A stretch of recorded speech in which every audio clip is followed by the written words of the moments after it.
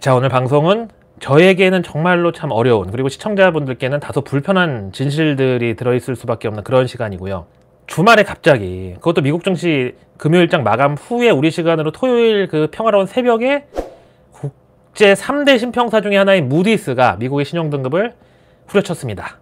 그런데 그 스탠다드 앤 푸어스, 피치, 무디스 이 세 개 중에 가장 매파적인 데가 스탠다드 앤 푸어스거든요. 여기는 일찌감치 미국 신용등급을 한번 후려쳤고, 그래서 그 전까지만 해도 미국의 신용등급은 최고 등급에 있었거든요. 트리플 A, 그 다음에 더블 A 플러스 이렇게 다 기관마다 다른 하여튼 최고 등급에서 S&P하고 피치는 둘 다 떨어졌는데 무디스만 미국의 국가 신용등급을 최고로 유지하고 있다가 이번에 후려쳤어요. 트럼프 취임 3.5개월 만에. 어쨌든 근데 오늘은 이거 말고도 다소 불편한 진실들이 좀 들어 있습니다. 그래서 이 라이브가 끝나면 제 런던고라니 유튜브 채널이 알고리즘에 또 찍히는 그런 가산점은 한 번 더 껑충 올라갈 것으로 각오하고 있고, 그래서 그런 만큼 제 채널이 어느 날 갑자기 폐쇄될 가능성도 그만큼 올라가는 걸 각오하고 오늘 방송을 준비하고 있습니다. 그래서 오늘 일단 시작에 앞서서 세 줄로 요약해 드리겠습니다. 첫째, 세계 3대 신평사 중에 하나인 무디스가 미국 신용등급을 강등했고, 트럼프의 감세 정책으로 인해서 부채가 더 늘어날 거라는 그런 점을 이유로 들었습니다. 둘째, 그 무디스의 최대 주주는 유택의 자금이다. 셋째, 이런 와중에 이번 우리 대한민국 대선은 신라 시대로 퇴행을 해버렸다. 이렇게 세 가지입니다. 자, 딱 들어도 첫 번째 신용등급, 두 번째 신용등급, 자, 요걸로 할게요. 그리고 세 번째, 갑자기 이제 눈치 빠른 분들은 무디스가 미국 신용등급 후려친 거, 야, 이거 내일 새벽부터 곡소리 나겠구나라고 했다가, 근데 그 무디스 최대 주주가 유태인 자금이야? 여기서 갑자기 이제 안도의 한숨을 쉬시는 분들이, 눈치 빠른 분들은 이제 계시겠는데, 런자랄. 그러니까 우리 구독자님들 중에서 런던 고라니를 잘 아는 분들은, 야, 오늘 어떤 대목에서 어떤 폭탄 발언이 나오겠구나, 이제, 오늘 스케일이 거의 대하 드라마 16부작 정도 스케일 되겠구나, 이제, 이렇게 생각 드실 텐데, 자, 먼저 첫 번째 이슈부터 들어가 보겠습니다. 일단 팩트는 뭐냐? 미국 증시 마감 후에, 그러니까 평화로운 금요일 저녁에, 우리 시간으로 토요일 새벽에, 무디스가 미국 신용등급을 기습적으로 강등시켰습니다.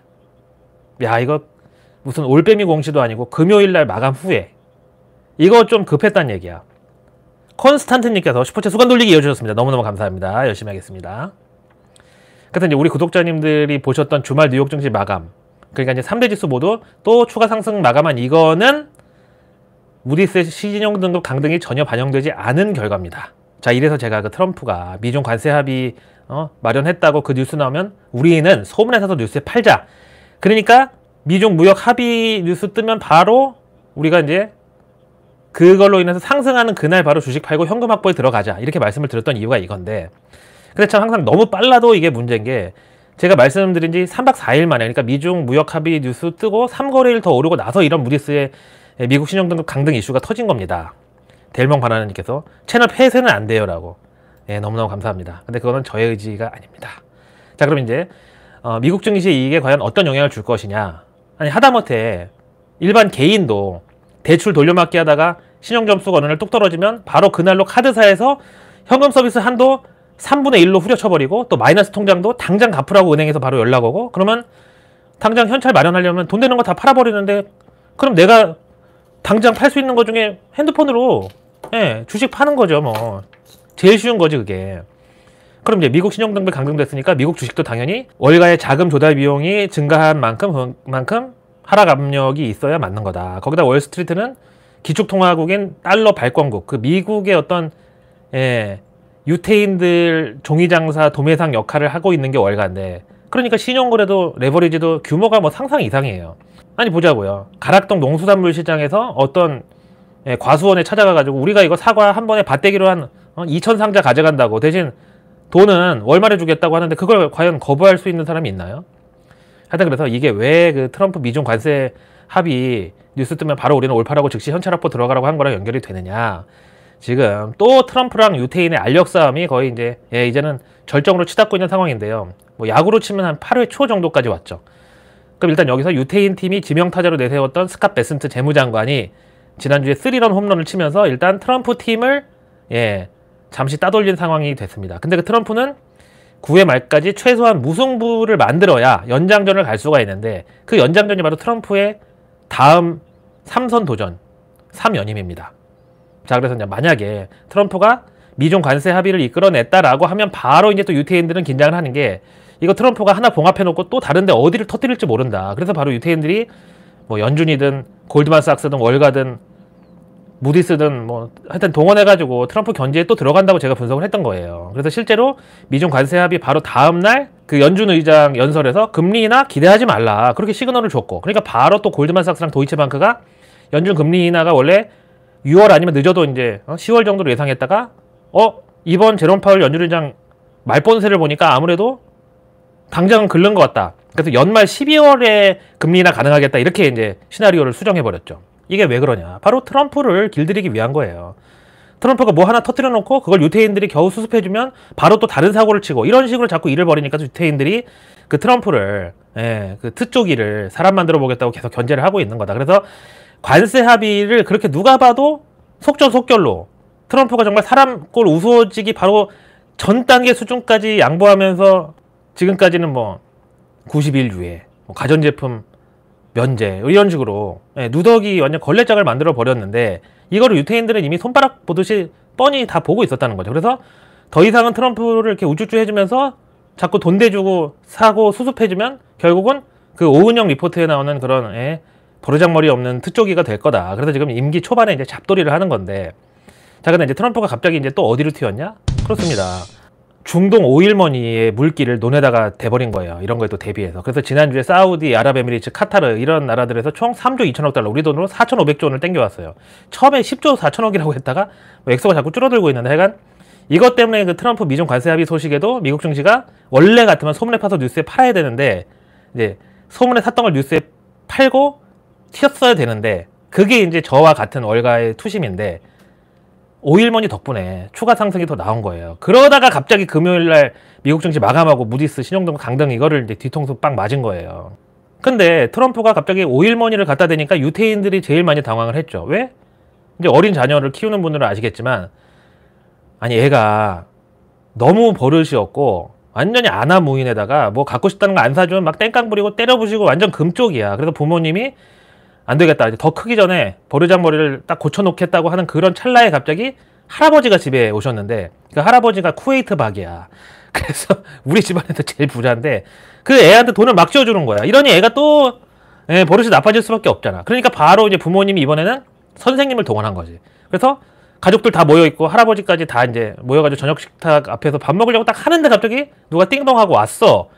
그래서 선생님이야 문을 열어줬더니, 그러니까 선생님이 아니 다저녁 때 어쩐 일이시냐고 했더니 여기 이 집에 금쪽이 학교에서 사고 쳤다. 얘 이대로 가면은 애 버린다고. 가정교육 좀 똑바로 시켜달라고. 그래서 할아버지부터 가족들 전부 어안이 벙벙해진 거지. 뭐 사실 부모님은 연기한 거죠. 자, 이게 바로 미국의 주말 상황입니다. 그 선생님이 바로 무디스고, 무시야 무시, 이름 디스고, 그 다음에 그 어린이는 트럼프고, 그 다음에 부모는 유태인이고, 이렇게 말하면 또 너는 지금 이런 심각한 상황에서 뭔 되도 않는 비유를 하고 자빠졌냐고 또 그런 분들이 있을 수 있는데, 참 현타가 오는 게 갑자기 지난주에 어떤 분이 댓글로 써주신 건데, 야, 네 말대로 미중 무역 합의 소식 듣고 그날 올랐을 때 싹 팔았는데 그 다음날도 오르길래 에라이 고라니 새끼하고 바로 추격 매수 들어갔는데 그 다음날 하루 오르더니 이제는 또 당장 내일부터 처물리게 생겼다고. 제가 지난주에 댓글까지 보여드렸지만 저 때문에 손해가 막심하다고 표현한 분까지 계셨잖아요. 너 때문에 괜히 빨리 팔았다고. 그분 지금 표정이 어떤지 좀 보고 싶어요. 자, 그래서 제가 왜 그렇게 소문에 사서 뉴스에 팔라고 전략을 말씀드렸는지 이제 이해가 좀 되시나요? 아니, 트럼프가 자꾸 지가 똥 싸놓은 거를 누가 바로바로 치워주면은 그 다음부터 그냥 아예 그냥 방귀 끼듯이 막 똥을 막 싸지르고 다닌다고. 그래서 유태인들이 트럼프가 관세 출구 전략이 너무 매끄럽게 잘 되면 그만큼 신상 필벌로다가 반대로 연준 돈줄을 틀어막든가 아니면 중국을 서포트하든가 하든 그렇게 트럼프를 계속 페널티를 줄 거라고. 그게 그 논리였단 말이에요. 근데 트럼프가 그것까지 다 미리 파악하고 중간에 그 사우디 오일머니를 끌어들이는 바람에 며칠 좀 더 상승세가 연장되는데, 그게 또 결국 유태인들을 자극해서 이렇게 미국 국가신용등급 후려치기를 또 불러왔다니까, 유태인들이. 그래서 선생님이 무디스야. 그리고 이번 미중 관세 합의에서 결국 갑은 누구였다?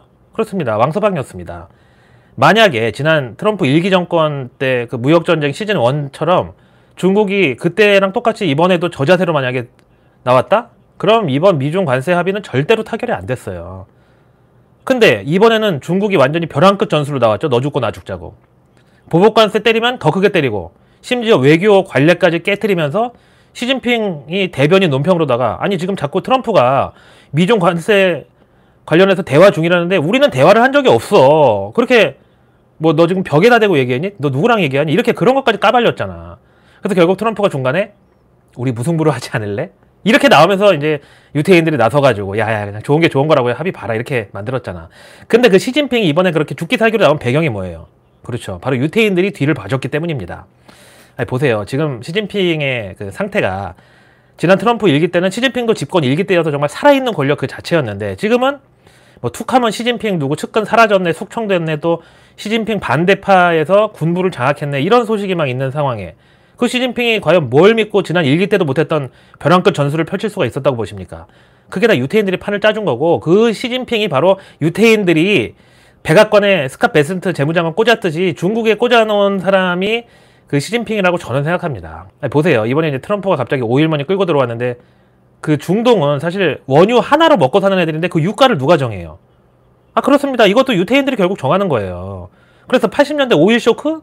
그것도 유태인들의 작품이에요. 당시에 이제 이스라엘이 눈에 거슬렸던 그 중동에서 그 이스라엘을 찍어내려고 군사적으로 막 압박하면서 예, 막 교전 주고받는데 중간에 미국이 끼어드니까 바로 그 오페크인지 오페수인지 걔네들이 석유 수출 중단을 무기로다가 미국은 이제 더 이상 이스라엘에 군사 지원하지 말라고 압박한 게 오일 쇼크의 배경이잖아요. 근데 당시에 그 이스라엘을 공격한 거는 이집트였고 그 이집트에 군사 지원을 한 건 또 바로 소련이었고 근데 그 사태를 결국 해결한 게 누구냐? 당시에 헨리 키신저라는 독일 출신 유태인인데 그 미국의 당시 대외 정책을 총괄하던 사람인데 이 사람의 공로라고 하면은 바로 그거죠. 이제 우리가 작년에 그 28 전쟁, 그 이스라엘하고 팔레스타인 전쟁 이게 한 1년은 간 것 같은데 그 당시에도 봤다시피 이게 헨리 키신저의 어떤 공로인데 이제는 아무리 중동에서 전쟁이 나고 뭐 난리가 나도 절대로 유가는 월가에서 올려주기를 허락하지 않으면 수급만으로 올라가질 못해요. 그게 바로 당시 유태인들이 재발 방지 차원에서 그렇게 스트럭처를 짜놓은 겁니다.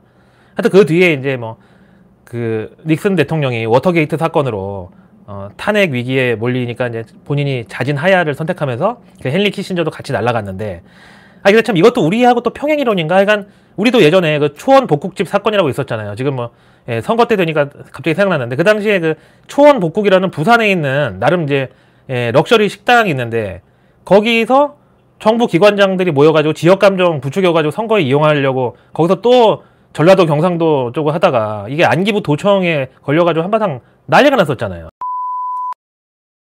하여간 미중 관세 협상 얘기하다가 이제 초원 복국집까지 갔는데 하여튼 트럼프가 미중 관세 협상에서는 결국 이제 손을 떼고 그거를 그 유태인 장학생인 스캇 베센트 재무장관이 인수인계 받아가지고 일사천리로다가 결국은 수습을 했다. 그래서 이제 트럼프 입장에서는 아무리 세게 자기가 내질러도 유태인들이 나서서 뒷수습을 해주면 또 다른 관세 갑질할 같은 걸 계속 내지를 수가 있단 말이에요. 그러니까 이제 유태인들도 그 사실 연준이라고 해도 뭐 연준 주주 구성은 현재까지 비공개지만 어쨌든 100년 전에 연준 설립 당시에 그 돈은 100% 유태인들 자금으로 구성이 됐어요. 지금으로 치면 약간 신용협동조합 그런 형태로 세워진 게 연준이고 지금까지 이제 이어져 온 거고요. 그게 바로 기축통화국인 이제 미국의 달러 패권을 장악한 그 미국의 중앙은행 역할을 하고 있는 거죠. 그 다음에 무디스의 경우도 설립자 그 무디라는 사람은 유태인이냐 아니냐 말이 많았는데 그 사람은 결국 유태인이 아닌 걸로 밝혀졌지만 그 무디스도 원래 당시에는 그냥 뭐 동네 컨설팅 사무실 있잖아. 막 부동산 상담도 해주고 막 그러니까 그런 정도에 불과했고 본격적으로 이제 그 다음부터 유택의 자금이 여기 들어오면서 지금처럼 세계 3대 신평사 위상으로 올라갔는데 자 그래서 이제 여기까지 일단 들으신 분들은 야 그래서 또 내일 당장 새벽에 미국 선물 박살나고 우리는 겨우 지금 코스피 2600 위로 안착한 거 또 내일 2500대로 처박는 거 아니냐. 미국 신용등급 하락이 그렇다고 호재는 아니지 않냐. 악재 맞지 않냐. 이제 이렇게 좀 짜증이 나실 수 있는데 뭐 당연히 나올 수 있는 반응이라고 보고요. 그럼에도 이제 저는 이번 미국 신용등급 강등이 결국은 실보다 득이 큰 그러니까 유태인들이 그 90% 이상의 운용자금을 독식하고 있는 월스트리트 입장에서는 결국 남는 장사가 될 거라고 보는 게 일단 그 트럼프와 유태인들의 교집합이 뭐냐. 네. 둘 다 돈미세라는 거. 돈미세가 뭐냐고요? 돈에 미치는 새끼. 그럼 이제 좋다. 둘의 교집합은 어차피 돈이다. 그래서 손해보는 장사는 안 할 거다. 그건 그렇고, 그럼 두 사이의 차이점은 뭐냐? 이거는 트럼프는 이번에 이제 두 번째 임기이긴 하지만 중간에 바이든이 한번 고춧가루로 꼈기 때문에 연임은 아니에요. 그래서 이제 중요해요. 두 번째 임기지만 연임이 아니야. 근데 미국 헌법에는 연임 금지 조항이 있죠. 그래서 다음번에 3선을 한다고 해도 나는 연임이 아니라 상관없다. 예, 옛날에 트루먼 대통령은 4번 했다 뭐 이런 식으로 좀 얘기하는 거고. 근데 반대로 유태인은 트럼프는 이번 임기를 끝으로 좀 집에 갔으면 좋겠는 거. 이게 이제 결정적인 두 그룹의 입장 차이입니다. 그럼 이번에 갑자기 선생님으로 빙의해서 여기 끼어든 무디스는 또 어떠냐? 제가 여기 지금 주주 구성을 지금 보고 있는데, 무디스의 주요 주주가 보니까 워런 버핏이 이끄는 버크셔 해서웨이가 13.7%, 그 다음이 뱅가드 8.2%, 그 다음 블랙락이 6.1% 이렇게 되는데, 아시다시피 이제 뱅가드는 유럽 최대 운용 규모의 운용사고, 그 다음에 블랙락은 세계 최대 운용 규모 가진 운용사죠. 두 곳 다 유택의 자금이에요. 그래서 둘을 합친 게 버크셔 해서웨이 13.7%보다 높은 14%가 넘어요. 자, 그럼 무디스의 최대 주주 버크셔 해서웨이는 어떠냐? 여기 주주 구성도 제가 지금 보는데, 이 버크셔 해서웨이 주주는 최대 주주가 바로 앞에 나왔던 뱅가드, 그 다음에 2대 주주가 또 블랙락, 이렇게 지금 유택의 이게 물레방아야 완전히 그냥. 예. 최대 주주 뱅가드, 2대 주주 블랙락 합친 게 48%야. 그 다음에 뭐 JP 모간, 뭐 이튼 벤스 이런 데가 한 자릿수 초반대로 지분 보유하고 있고요. 그럼 과연 무디스가 그 유태인들 손실 왕창 보고 돈 날라가고 그렇게 하라고 미국 신용등급을 후려쳤겠습니까? 혹은 그렇게 될 것 같으면 감히 금요일 저녁에 그렇게 기습적으로 신용등급 강등을 할 수 있었겠습니까? 제이성님께서 다 저것들 식구들이네. 아니 패밀리야, 다 패밀리 얘네들. 근데 이 무디스가 아시다시피 지난 2008년 그 글로벌 금융위기의 뇌관이었던 서브프라임 MBS 있죠. MBS가 Mortgage Backed Security, 우리말로 이제 비우량 모기지 담보보증권, 이 신용등급을 무디스가 그거 사건 터지기 바로 직전까지 트리플 A 등급으로 유지를 했다가 정작 그게 터지고 금융시장이 붕괴되기 시작하니까 그제서야 그 MBS 신용등급을 막 강등하기 시작했어요. 아니 근데 이미 그거 다들 그때는 막 이거 시한폭탄이라고 취급해가지고 거래도 안 하던 시점이었는데 그제서야 신용등급을 내린들 뭔 소용이 있겠어. 그래서 그때 막 시민단체고 뭐 월가에서도 이 신용평가사들 이거 이 새끼들이 더 나쁜 놈들이라고 악질적이라고 막 난리가 났었죠. 근데 그러고 나서 이제 연방검찰에 기소당한 다음에 결국 벌금 몇 푼 내고 그냥 넘어갔어요. 하물며 그 당시에 그 조사를 담당했던 미국 법무부 측이 오히려 더 저자세로다가 무디스한테 제발 더 이상 일 크게 만들지 말고 그냥 벌금 낸다고 하고 연방검찰이랑 합의를 보라고 그렇게 이제 설득했다는 게 나중에 밝혀져서 또 이제 파문이 일었죠. 만약에 그럼 그때 당시에 무디스가 실제로 연방검찰의 수사를 제대로 받고, 왜 그 MBS 신용등급을 서브프라임 사태가 터지기 직전까지 트리플 A 최고 등급으로 유지를 했냐는 것까지 치고 들어갔으면 결국 뭐가 나왔을까요? 당연히 무디스가 그거 설거지를 도우려고 그렇게 했다는 핑계가 나왔겠죠. 안 그러면 자기네 회사가 박살날 일인데. 그럼 이런 경우에 항상 범인이 누구냐? 아 그렇죠. 그 사건으로 제일 큰 이득을 본 놈이 범인이거나 아니면 손실을 결정적으로 회피할 수 있게 되는 그 놈이 바로 범인이죠. 아, 가만있어. 근데 갑자기 또 쫄리는 게 이 유튜브의 모회사 구글의 창업자가 세르게이 브린인데 이 사람도 또 유태인이죠. 심지어 부모님 둘 다 러시아 사람인데 미국으로 이민 온 러시아 출신 이민자고 유태인이야. 자, 일단 그래서 이제 더 이상 뭐 여기서 길게 말을 더 안 해도 우리 구독자님들은 저보다 훨씬 인사이트도 깊으시고 또 각자의 분야에서 다 성공도 이루시고 존경받는 그런 분들이 많으시기 때문에 다 알아들으셨을 것으로 간주하고요. 그래서 평소에 이제 제 채널을 댓글을 보면은 원래 그 영상의 댓글을 보면 그 채널의 수준을 알 수가 있거든요. 근데 우리 런던 고라니 댓글에는 그 뭔 놈의 마바라들처럼 선생님 존경합니다, 애국자십니다, 또 뭐 지금은 비록 가난하지만 소장님 덕분에 꿈을 꿀 수 있게 되었습니다, 이딴 개소리들이 우리 채널에는 없어. 그런 정말 온갖 마바라 채널 다 구독 눌러놓고 막 돌아다니면서 어디 뭐 급등주 하나 꽁으로 먹을 거 없나 그러다가 맨날 털리고도 정신 못 차리는 그런 구독자는 적어도 우리 런던 고라니 채널에는 안 계시다고요. 정말 그런 사람이 우리 가족 중에 하나만 있어도 이거야말로 진짜 재앙이고, 또 그런 사람들을 가스라이팅해서 돈 뽑아먹는 그런 주식 장사치들이야말로 정말 가정 파괴범이야.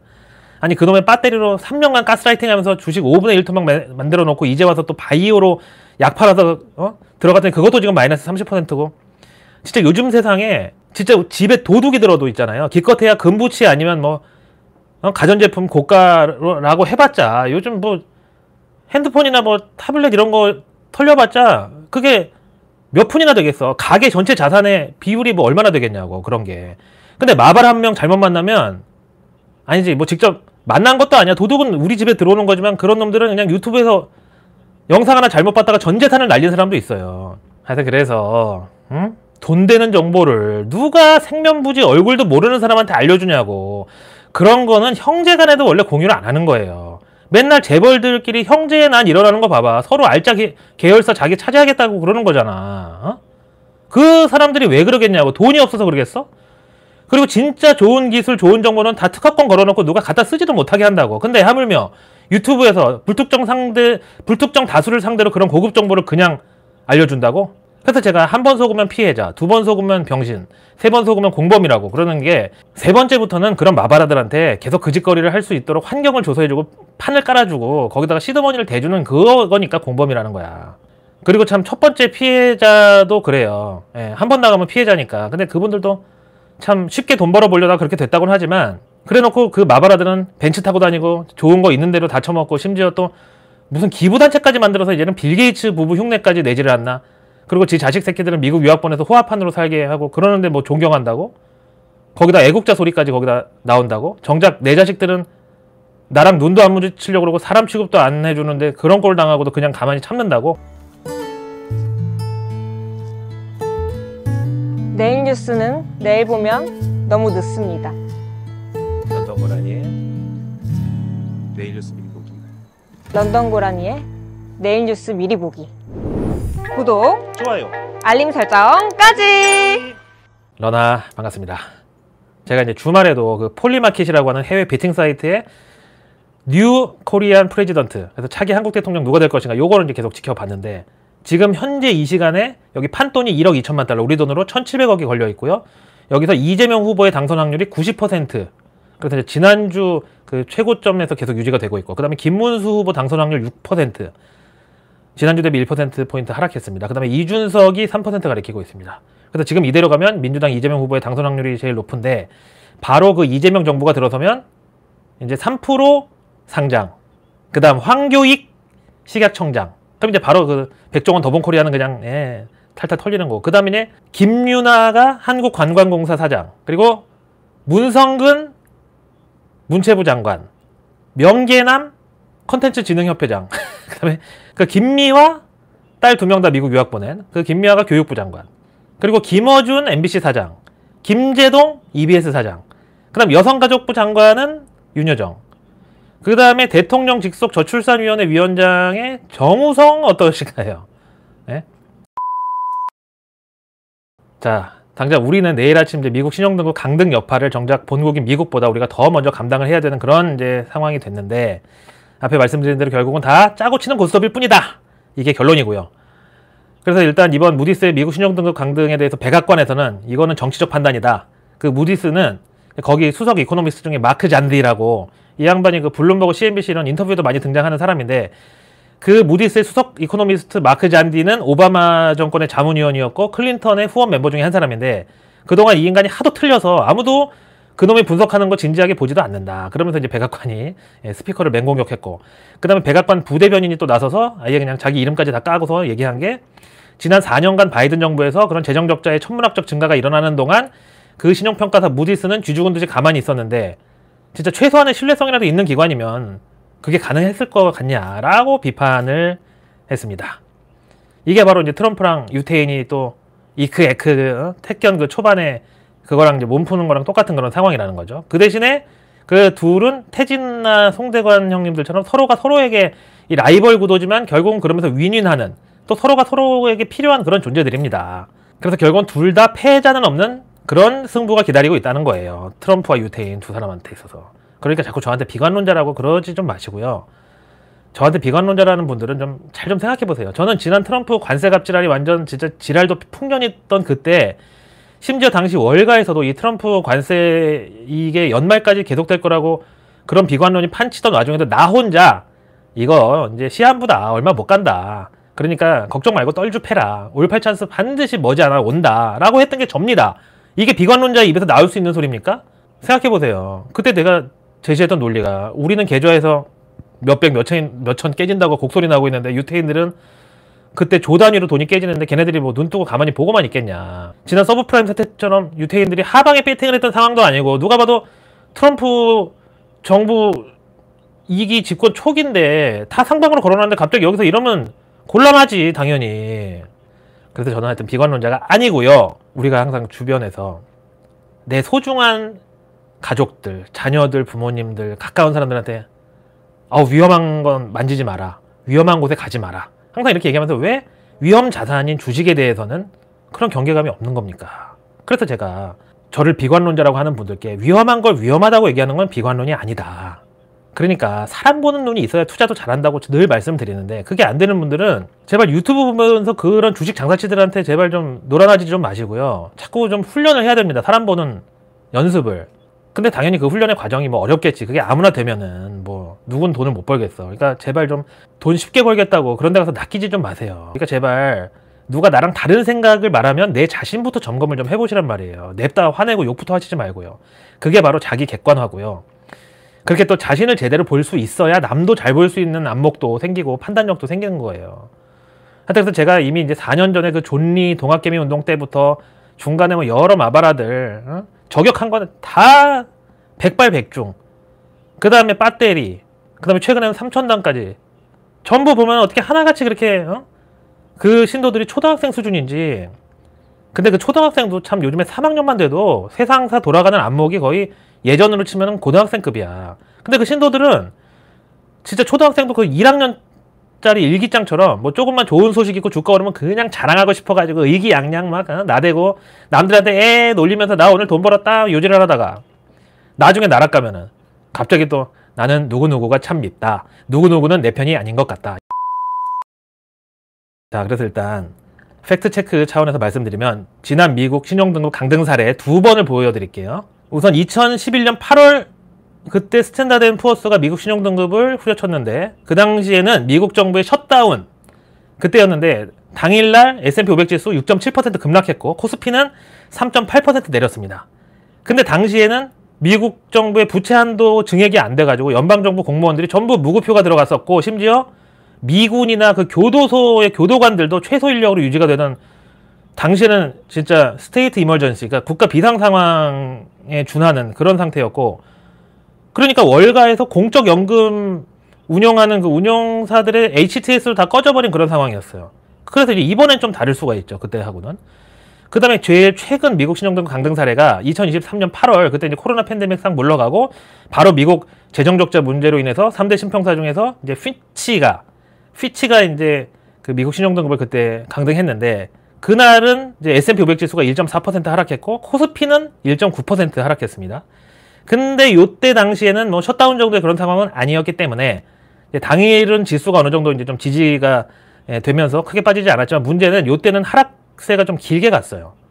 그리고 이제 바로 이번 무디스의 신용등급 강등이 이것도 근데 갑자기 나온 건 아니고 이미 2023년 11월에 그러니까 한 1년 6개월 전쯤에 무디스에서 미국 신용등급 전망을 부정적으로 내린 다음에 이번에 진짜로 그 신용등급을 하향한 거라서 물론 이제 시기적으로는 금요일 저녁에 별안간 기습적으로다가 미국 신용등급 하향 조치가 떠버렸으니까 이거는 월가에서도 퇴근해가지고 이제 금요일 오후고 하니까 이제 근처에서 뭐 여유롭게 시간 보내거나 아니면 뭐 이러고 있는데 갑자기 이게 스마트폰 보고 다들 아연 실색을 했다는 거고 그래서 좀 당황스러웠을 수 있지만 금융시장의 동요는 지난 2번의 사례보다는 좀 적을 수도 있다고 보고요. 이제 문제는 이제 우리 입장에서 외국인 수급하고 환율인데 외국인 수급은 뭐 어차피 지난 그 우리 3월 30일 공매도 금지 풀린 이후로 외국인들이 어차피 우리한테 별 큰 보탬이 되지 않고 있었던 상황이기 때문에 굳이 뭐 도로 뱉어내라고 하면은 그쵸 트럼프 오일머니 발표 이후에 정작 오일머니도 아닌데 그거 올라타려고 추격 매수 붙었던 그런 외국인 순매수 정도는 당장 반납이 불가피할 수 있겠죠. 그 다음에 이제 환율의 경우 이게 이제 정작 우리한테 중요하고 또 이게 외국인들을 헷갈리게 만들 수 있는 불확실성인데 일단 미국 신용등급 강등으로 미국채 금리가 올라가면 월가에서 자본 조달 비용도 같이 올라가고 그럼 달러 가치도 약세로 가고 우리 원달러 환율은 다시 1,400원 밑으로 쳐박으면서 이제는 한국 증시에서 수출 비중 높은 대형주들의 실적이 본격적으로 타격을 받을 수 있는 여건으로 쏠리는 건데 사실 지난 5월 초에 그 어린이날 전 연휴 그때 환율 급락 나왔던 거는 일종의 이제 단기 해프닝 정도로 볼 수 있었다면 이번 이 미국 신용등급 강등 이슈로 만약에 환율이 떨어지면 이거는 만약에 트럼프 관세랑 결합을 할 경우에 원달러 환율이 완전 예측 범위를 벗어나 버릴 수도 있습니다.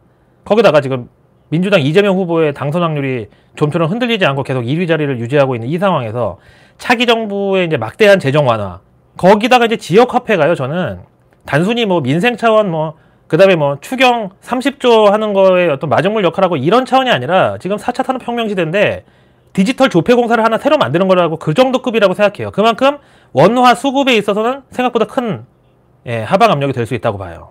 그 다음에 이제 한국은행 역시 이제 또 새 정부 출범하면 이제 허니문 효과 살려보겠다고 여기서 이제 더 이상 경기 둔화 안 되니까 되돌려보겠다고 금리 더 인하하면서 그래서 이제 또 거기서 환율이 또 꼬이고 그러면 이제 가장 걱정되는 시나리오는 뭐냐면은 원달러 환율에서만 원화가 평가 절상이고 나머지 다른 유로, 위안, 엔화 이런 통화들에 대해서는 원화 가치가 반대로 약세로 가버리면 이게 바로 앞에 말씀드린 대로 환율이 예상 범위 밖으로 나가버릴 수 있다는 거죠. 그래서 원달러 환율만 보면 환율이 하락해서 원화 강세네 그랬는데 유로, 엔화, 위안화 대비해서는 원화가 다 약세야. 이게 지금 스텝이 꼬여가지고 엎어지는 거예요.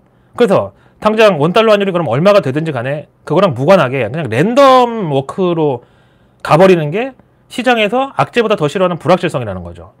현재 3,000분이 함께하고 계신 이 상황에서 제가 분명히 말씀드리는 거예요. 이거는 비관론자가 아니고요. 최악의 시나리오가 그거니까 그 근처로 가면 무조건 위험자산 회피, 안전자산 선호 이렇게 알아라. 그 소리예요, 제가. 자, 거기다가 최근에 이제 외국계 리포트에서 그 트럼프 관세에 대한 한국 기업들의 전략을 크게 둘로 나눠서 관세를 우리가 부담하냐 아니면 그쪽에 전가시키냐 이걸 놓고 이제 외국계 시각도 엇갈렸는데 그 중에서 이제 대표적으로 최근에 많이 오른 게 K-뷰티, 화장품하고 미용기기 이쪽은 아무래도 그쪽에다가 전가하고 우리가 떠안지 않아도 될 것 같다. 그래서 외국인 수급이 왕창 들어왔고 반대로 그렇지 않고 우리가 원가로 떠안아야 되는 그런 업종은 공매도의 공격을 또 심하게 받은 거죠. 근데 여기에 대해서 주말에 트럼프가 그 무디스에 기습적으로 뒤통수를 맞고 열받았는지 또 종로에서 뺨 맞고 한강에다가 또 화풀이를 했는데 그래서 자기 그 트루스 소셜에다가 갑자기 주말에 Eat the tariff 우리말로 관세 네가 처먹어라 Eat the tariff 이게 무슨 소리냐면 트럼프가 그 월마트랑 중국을 딱 찍어가지고 야 내가 물린 관세 그거 소비자한테 뱉지 말고 니네가 처먹어라. 그래서 월마트는 작년에만 수십억 달러를 벌어놓고 관세는 왜 니네가 먹지 않겠다고 내뱉겠다고 그걸 소비자한테 전가시키려고 하냐. 그럼 결국 월마트에서 파는 물건 중에 중국에서 만들어다가 월마트 매장에서 파는 이거는 마진도 높으니까 관세도 니네가 나눠서 처먹어라. 중국하고 월마트하고 이렇게 트럼프가 작심 발언한 거예요. 그러면서 I'll be watching. 내가 두 눈 똑바로 뜨고 지켜보고 있다. 그러면서 your customers, 그러니까 고객들도 지금 나랑 똑같이 마찬가지로 지켜볼 것이다. 이렇게 이제 공개 저격 발언을 했어요. 그래서 당장 이제 내일 미국 증시 월마트 주가 걱정된다는 분들도 계시는데 아니 이게 비단 월마트에만 해당되는 일이 아니고요. 당장 애플부터 엔비디아까지 하여간 생산 단가 줄여보겠다고 중국에서 아이폰 만들든 또 엔비디아는 사실상 원청을 올인 주는 게 대만 TSMC잖아요. 거기가 다 관세만큼 마진율 까지는 거야. 근데 트럼프가 자기네 나라 기업인 월마트에 대해서 저렇게 말할 정도면 우리 수출 기업들한테는 관세 처먹을 정도가 아니라 관세 원샷하고 그냥 똥 싼 것까지 다 먹어 이럴 정도로 나오지 않겠습니까? 그럼 우리가 그 트럼프 관세분을 미국 수출과 동시에 미국 소비자들한테 전가한다는 이런 전략도 그만큼 트럼프 정부에 의해서 이제 압박을 받을 수밖에 없는 거죠. 그럼 그 압박이 추상적인 게 아니고 결국 실적에서 영업이익률 하락으로 이어지는 거고 이거는 어렵지 않은 그런 흐름이죠. 아니, 시장에서 꽈배기 500원짜리 팔아서 100원 남기는데 중간에 깡패들이 와서 보호비 명목으로 돈을 뜯어가. 그렇다고 꽈배기 값을 올리면 또 손님 줄어든다고 깡패들이 값도 올리지 못하게. 그럼 당연히 꽈배기 팔아서 남는 이윤이 마진이 줄어드는 거죠. 가만있어 봐. 이거 또 트럼프를 깡패에 비유했다고 또 유튜브 알고리즘이 나 또 조지는 거 아닌가 모르겠네. 아이씨 모르겠다. 오늘은 그냥 앞에 마음 비웠다고 말씀드렸는데 근데 또 그럼에도 불구하고 나도 인간인지라 자꾸 또 미련을 갖게 되네요. 자, 그래서 이제 세 번째로 들어가서 왜 이번 대선이 저로 하여금 삼국시대를 리마인드 시키느냐, 왜 그런 착각을 주느냐. 이거는 일단 지난주에 제가 왜 대한민국 대선은 항상 양당제로 결판이 나느냐, 이것까지는 미국도 그러니까 뭐 그럴 수 있다. 좋다고 보는데 양당제로 선거가 치러지는 거. 근데 지금까지 항상 대한민국 대선은 양당 구도에서 경상도 출신 후보가 둘 중에 한 명이었다가 이번에는 왜 둘 다 경상도 출신 후보가 됐냐.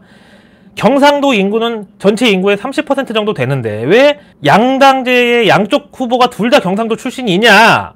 이게 바로 지난 삼국시대 그 고구려 백제 신라 그 통일전쟁에서 신라가 삼국 통일을 하는데 나당 연합군으로 그러니까 당나라를 끌어들여서 중국을 지금으로 치면 끌어들인 거랑 저는 오버랩이 된다고 지난주에 말씀드렸다가 욕도 오지게 먹었는데 저는 그래서 그 과거로 돌아갈 수 있으면 신라가 아니라 고구려가 삼국을 통일했어야 지금 우리나라 우리 한반도가 이 지경이 안 됐을 거라고 보고 적어도 만주까지는 우리가 우리 땅으로 먹을 수 있었고 몽골도 잘하면 우리가 차지했을 수 있었다고 봅니다. 고구려가 당시에 삼국 통일했으면. 근데 신라는 비겁하게 당나라를 끌어들여가지고 나당 연합군으로 삼국을 통일했단 말입니다. 이건 팩트입니다. 보세요. 이거는 뭐 비단 이재명 후보 그 셰셰 발언을 깔려는 게 아니라 근데 사실 그것도 그래. 대한민국 야당 대표라는 또 대선 후보라는 사람이 아무리 이제 다른 나라를 얘기하더라도 한국말을 써야지. 뭐 미국에 대해서 얘기하면서 땡큐 이것까지는 그래도 괜찮은데 만약에 그 일본 뭐 센카쿠 열도 분쟁 얘기하면서 그 이재명 대표가 아니 우리가 왜 일본 센카쿠 분쟁에 끼어듭니까? 그냥 아리가또 라고 하면 되지. 이렇게 한번 말했다고 쳐봐. 그냥 그럼 넘어갔을 일이고 사람들이 웃고 말았을까? 나라가 뒤집어졌을 일이야. 하여튼 근데 그럼 지금 이제 여당인 국민의힘 김문수 후보는 그럼 어떠냐? 본인이 프롤레타리아 계급 출신답게 뭐 다른 건 몰라도 노동에 대해서는 당연히 노동자 권익보호 강화 쪽으로 방향을 잡고 있고 그 다음에 근로자와 기업이 상생하는 혁신을 이루겠다고 말하고 있어요. 근데 자 보세요. 아시다시피 중국이 지금 2차 전지 그리고 핵심 광물 그러니까 히토류나 흑연 이런 데 있어서 미국이 감히 비비지 못할 만큼 이제 첨단 소재의 강국이 됐고 또 AI 기술에 있어서도 그 현실적인 측면에서는 지난번에 우리가 딥시크 파문에서 봤지만 실리콘밸리에 버금가는 기술을 갖게 됐어요. 근데 그 비결 세 가지를 꼽으면 뭐냐? 제가 감히 말씀드리는데 첫째, 노동 착취와 근로자 인권 개나 줘버린 거. 둘째, 이스나마나한 환경 기준. 그리고 세 번째가 어떤 첨단 기술 탈취에 있어서는 14억 중국인이 모두 스파이로 나가서 전 세계를 뛸 수 있는 잠재력. 이렇게 세 가지를 꼽습니다. 근데 우리나라는 어떻죠? 바로 어제요. 그 AI 반도체 핵심이라는 HBM 패키징 기술을 빼서 중국으로 출국하려던 사람이 바로 공항에서 긴급 체포가 됐습니다. 이런 거 있잖아요. 반도체 공장 설계 도면 빼돌리고 이런 거. 제가 봤을 때는 국정원하고 미국하고 공조 수사해가지고 잡아낸 거야. 보도자료 보면은 제보를 받고 출동한 당국에 붙잡혔습니다. 이렇게 나오는데 그건 분명히 국정원하고 미국하고 공조로 해서 파악한 거라고. 이런 거 대부분. 그 다음에 2달 전에도 중국의 반도체 공장 설계도 넘겨줬던 전직 삼성전자 부장 재판받았고 그 다음에 이제 중국이 지금의 산업 강국으로 도약하는 그 뜀틀 발판 앞에 딱 서게 만들어준 비결 두 번째가 바로 그 이스나마나한 환경 기준. 아시다시피 히토류나 뭐 리튬이나 흑연 같은 그런 첨단 소재는요 재련해가지고 제품화하려면 그 과정에서 엄청난 오염 물질이 쏟아져 나옵니다. 여기에 대해서 사실상 중국은 제대로 된 규제가 사각지대야 다. 거기다 첫 번째 얘기했던 근로자 인권까지 뭐 거기는 없으니까 그 중국에서 그런 광물들이 전 세계에서 제일 싼 값으로 나올 수밖에 없는 거고. 근데 우리는 어때요? 그런 산업시설은 물론이고 심지어 군사시설까지 나서가지고 반대를 하는 게 환경단체, 인권단체, 시민단체. 거기다 이제 그런 데는요 영업방해로 고소 고발을 당해도 뭐 공익의 목적이었다고 해서 판사들이 다 봐줘요 그냥. 그렇다고 이제 우리도 그럼 중국처럼 당장 돈 몇 푼 벌겠다고 우리 후손들한테 오염된 국토를 물려주라는 소리냐, 환경오염을 감수하라는 소리냐, 그 말이 아니고요. 어떤 산업 경쟁력 차원에서 말씀드리는 거예요. 물론 더 뻔뻔한 놈들은 이제 그런 탄소 중립, 그린 에너지, 친환경 이런 운동을 처음 일으킨 게 그 서양인들인데 그 인간들이야말로 과거에 전 세계를 식민지로 돌아다니면서 자원 다 빼먹고 오염 물질들 그 당시에는 무슨 저감장치라도 있었나요? 그런 것도 없이 그냥 완전히 중금속 오염이고 뭐고 하여간 그것들이 원조죠. 근데 이제 와서 갑자기 친환경이요?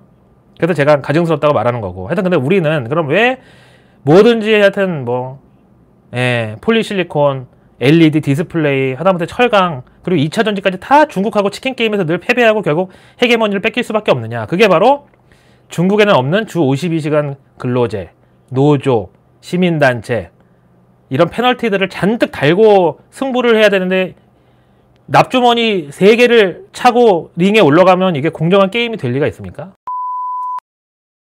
근데 지금 뭐 이재명 후보는 쎄쎄로 말 다 한 거. 그다음 김문수 후보조차 우리가 그런 중국하고 1대1 타이틀 매치에서 납자루를 벗어버릴 수 있는 그런 실질적인 공약이 있냐 이거예요. 제가 보기에는 없는 것 같아요. 사실 노동정책에 대해서는 두 사람 다 어떤 살아온 히스토리 자체가 비슷하지 않냐. 뭐 이재명은 본인이 직접 어릴 때 그야말로 노동 착취를 경험한 소년공 출신이고, 또 김문수는 그 전태일 열사의 절친이었고, 또 심지어 전태일 열사 어머님이 직접 우리 문수 하면서 진짜 문수는 모든 게 다 진심이라고 얘는 그럴 정도라고 하니까 여기 또 비슷하죠. 그래서 저는 이제 철저하게 그 금투협에 등록되어 있는 애널리스트 자격증을 가진 사람으로서 말씀드리는 건데, 당장 현대제철하고 현대차가 미국으로 생산시설 이전을 본격화하고 있는데, 그렇다고 뭐 대기업들이 피해자라는 소리를 하려는 게 아니라, 여기 이제 핑계가 강성노조, 52시간 근무제 의무화, 그 다음 뭐 노동의 질이 떨어지고 있는 거. 이거는 뭐 현대차 공장에서 와이파이 끊으니까 노조에서 작업할 때 유튜브 보지 말라는 무슨 법이 있는 거냐고, 왜 범법적 취급하냐고, 와이파이 왜 끊냐고 반발하면서 특근 거부하는 사태까지 우리가 다 봤고, 그래서 결국 와이파이 다시 틀어줬죠. 근데 당장 일본만 가도 뭐 보면 아시겠지만 편의점이든 음식점이든 하여튼 알바가 우리처럼 핸드폰을 손에 들고 보고 있고 이런 데는 없어요, 일할 때. 하여간 그래서 생산성 측면에서도 이렇게 대기업들은 자꾸 고용주로서 고용자를 시비 걸기 좋은 환경으로 가는데, 그걸 정치권에서 오히려 조성해주는 이 상황인데, 그럼 결국은 그 피해가 또 어디로 가느냐 이거예요. 지금 추적 60분 영상이 지금 인기 급상승 동영상이 아까 올라왔던데, 그걸 한번 보세요. 내가 말하는 게 팩트인지 아닌지.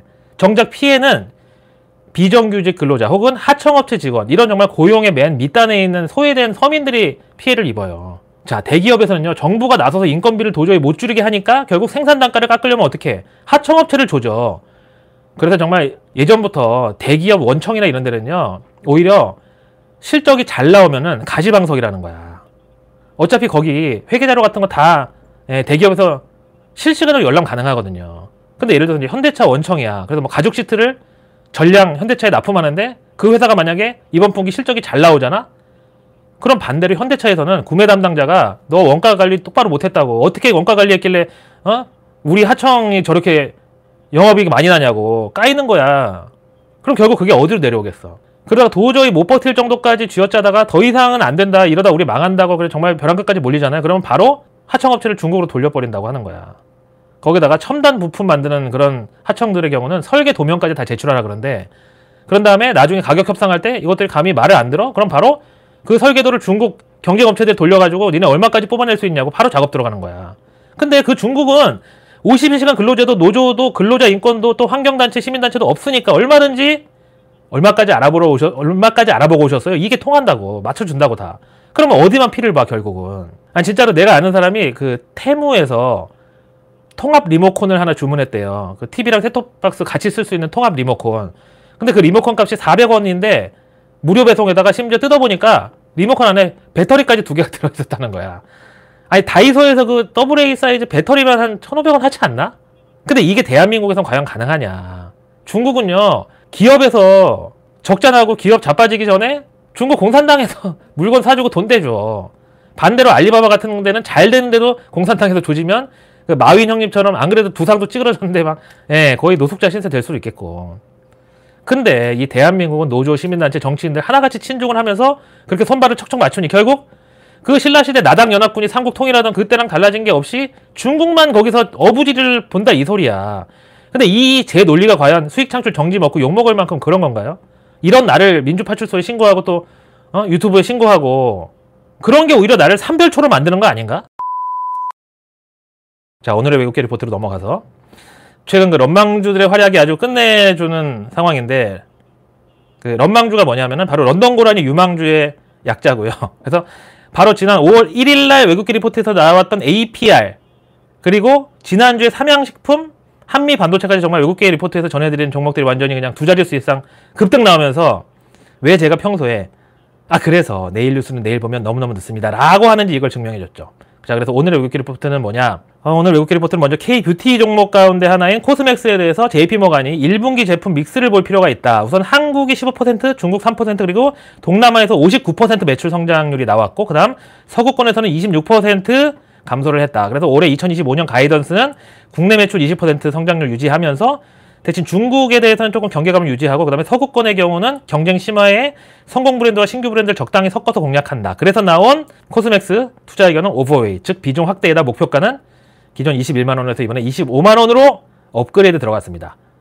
그다음 이제 JP모간 리포트를 추가로 보면 이번에는 이제 CJ 대한통운에 대해서 1분기 실적이 예상치 하회였는데 여기 감춰져 있던 게 바로 택배 물량 감소뿐만 아니라 그 주 7일 배송 서비스 도입에 따른 추가 투자 비용이 JP모간의 추산으로는 약 1,300억 원 정도 들어간 게 이게 실적 부진의 원인이었다고 분석을 합니다. 근데 다른 건 몰라도 택배 물량의 감소는 뭐 중국발 역직구 수요 둔화가 예상보다 빨랐기 때문인데 이게 바로 최근 우리 그 소비 심리 둔화를 반영하는 게 아니냐 이렇게 보고 그 대신에 이제 네이버, 신세계그룹 등 신규 파트너십으로 인한 기여는 뭐 일단 뭐 개업발이든 뭐든 하여튼 긍정적이었지만 여기서 만약에 소비 심리 둔화가 계속 이어질 경우는 역시 불안 요소가 될 수 있다. 그래서 CJ 대한통운의 기존 목표가 10만 원을 이번에 7만 5천 원으로 깎고 투자 의견 중립을 제시했습니다. 그 다음에 이제 NHN에 대해서는 골드만삭스가 단기적으로 구조조정 영향의 매출 압박의 지속을 예상하고 하반기부터 NHN 클라우드와 KT 컨소시엄으로 참여하는 공공 프로젝트에 대한 기대, 그리고 AI 기회 선점을 위해서 고성능 GPU 쪽에 230억 원 예산 추가 배정 등 이런 걸 감안해서 기술 부문 매출에 본격 반영될 걸로 기대한다. 근데 이를 통해서 수익성은 개선될지 모르겠지만 매출 회복에는 좀 시간이 필요할 것으로. 그래서 NHN 투자 의견 뉴트럴 중립에다가 목표가는 23,000원으로 콜했습니다. 그 다음에 이제 HSBC가 한국 소비재 기업들에 대해서 그래도 소비 경기, 소비 심리 둔화에도 현재 그걸 감안해도 주가가 저평가된 3개 종목을 이마트, 한국콜마, 삼양식품 이렇게 꼽았고요. 그래서 이마트는 목표가 13만원, 한국콜마 10만원, 삼양식품 120만원. 그리고 투자 의견은 셋 다 매수. 그래서 내일 뉴스는 내일 보면 너무너무 늦습니다. 구독과 알림 설정 그리고 주변에 소중한 분들께 이 내일 뉴스 미리 보기를 공유해주세요. 그럼 제가 아직 나오지 않은 오늘 뉴스도 아닌 내일의 뉴스를 매일 전 여러분들 안방으로 직접 배달 갑니다. 자, 내일은 벌써 5월도 이제 하순으로 접어드는 19일 월요일인데요. 앞에서 이제 다 분석해드린 무디스의 미국 신용등급 강등에 대해서 정작 우리가 먼저 이걸 감당해야 될 그런 상황이 됐습니다.